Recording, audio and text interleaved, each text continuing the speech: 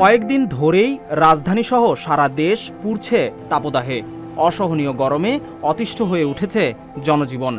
শুধু তাই নয়, তাপদাহের সঙ্গে পাল্লা দিয়ে বাড়ছে রোগ ও রোগীর সংখ্যা। ডায়রিয়া, নিউমোনিয়া সহ বিভিন্ন রোগে নগরীর হাসপাতালগুলোতে ভর্তি হচ্ছেন অনেকেই। এর মধ্যে সবচেয়ে বেশি আক্রান্ত হচ্ছে শিশুরা, যা দুশ্চিন্তা বাড়িয়ে দিচ্ছে অভিভাবকদের। আমার বাচ্চা অসুস্থ, আমার টেনশন, সবারই বাচ্চা অসুস্থ, টেনশন একটা সবার। হাসপাতালে আসা দৌড়াদৌড়ি একটা টেনশনের বিষয় না? গরমে বাচ্চাগত অসহ্য, বাসায় ঠিক মতো কারণও থাকে না, যার কারণে বেশি সমস্যা হইতেছে।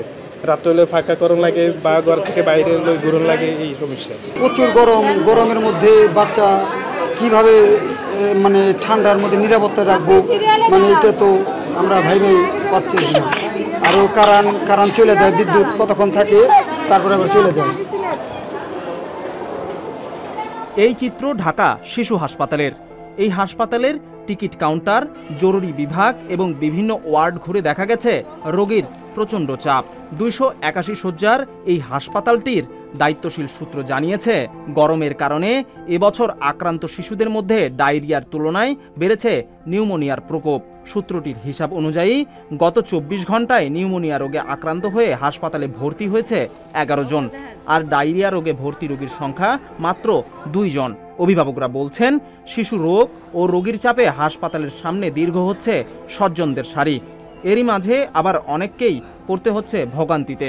এত সিরিয়াল ধরে এতটা মানে এখানে অনেক ঝামেলা ডাক্তার দেখানোটা। জরুরি বিভাগে এই যে ডাক্তার দেখালে তারা এদেরকে একটু কম গুরুত্ব দেয়, গুরুত্বটা বেশি দেয় আপনার যারা ভর্তি আছে ভর্তি রোগীদেরকে। এই জন্য আমাদের অনেক ভোগান্তির শিকার হচ্ছে।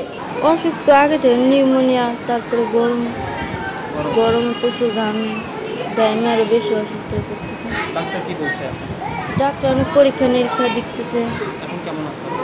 সেরকমই, ততটা সুস্থ হয় না। গরমের কারণে তো প্রচুর পরিমাণে অসুস্থ, তা মাশাআল্লাহ করে একটু কন্ট্রোলে আছি। আল্লাহ যেন এইরকম গরম থেকে একটু কন্ট্রোলে রাখে আমাদেরকে। এদিকে দায়িত্বশীলরা বলছেন, বর্তমানে রোগের তুলনায় অপ্রতুল হয়ে পড়ছে হাসপাতালের শয্যা সংখ্যা। তাদের মতে, শিশুর রোগের প্রকোপ কমাতে হলে তাদের প্রতি রাখতে হবে বিশেষ নজর। প্রত্যেকদিন চেষ্টা করছি যে 100+ রোগীকে ছুটি দিতে, যারাই একটু যখন বাসায় যে খাওয়ার মতো মুখে খাওয়ার মতো তৈরি হচ্ছে, প্লাস তখন আমাদের মুখে আমরা ওষুধ দিয়ে মুখে অ্যান্টিবায়োটিক লাগলেও সেটা দিয়ে আমরা বাসায় পাঠাচ্ছি এই চাপটা সামলানোর জন্য। পাশাপাশি আমাদের কিছু কনস্ট্রাকশন চলছে, যেই কারণে আমাদের কিছু লিমিটেশন এখন আছে, কিন্তু এই যে আমরা যথাসাধ্য করছি যে যত সম্ভব তাদেরকে, এবং বিভিন্ন সুরক্ষা যে তাদের হচ্ছে পরামর্শ, সেগুলো আমরা বাসায় দিচ্ছি যে কখন তারা হাসপাতালে আসবে। শিশু হাসপাতালে রোগীর সংখ্যা আগের চেয়ে অনেক বাড়ছে। গতকালকে আমাদের 126টা রোগী ভর্তি হয়েছে। সব রোগী কিন্তু আমরা ভর্তি করতে পারি না, কারণ গতকালকে আমরা 43টা নিউমোনিয়া রোগী আমরা আউটডোরে দেখেছি, কিন্তু তার মধ্যে ভর্তি করতে পারছি মাত্র 11টাকে। বাকিগুলো হয়তো বা আউটডোর থেকে চিকিৎসা দিয়ে ছেড়ে দিয়েছে, অথবা অন্য কোনো হাসপাতালে রিফার করা হয়েছে। সেই জন্য আমাদের কিছুটা চাপ তো এখানে বেশি আছেই।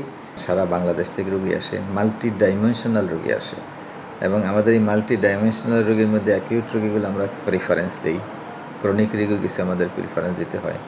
এবং ভর্তির জন্য যে ক্রাইটেরিয়া, সেটা হলো আগে আসলেই আগে ভর্তি হয়ে যায়, সিট থাকা সাপেক্ষ। কিন্তু যেটা ভর্তি করার যোগ্য না, সেই রোগীগুলো আমরা সাধারণত ভর্তি করি না, তাদেরকে কাউন্সেলিং করে ফেরত দিয়ে দিই। আমাদের যে সমস্যা যেটা হচ্ছে, সেটা হলো প্রথম সমস্যা হলো বেডের ক্রাইসিস। ডাক্তারের পরামর্শ অনুযায়ী শিশুদের প্রতি বিশেষ খেয়াল রাখলে তাপদাহের মাঝেও কমানো সম্ভব শিশু রোগের প্রকোপ, এমনটাই মনে করছেন বিশেষজ্ঞরা।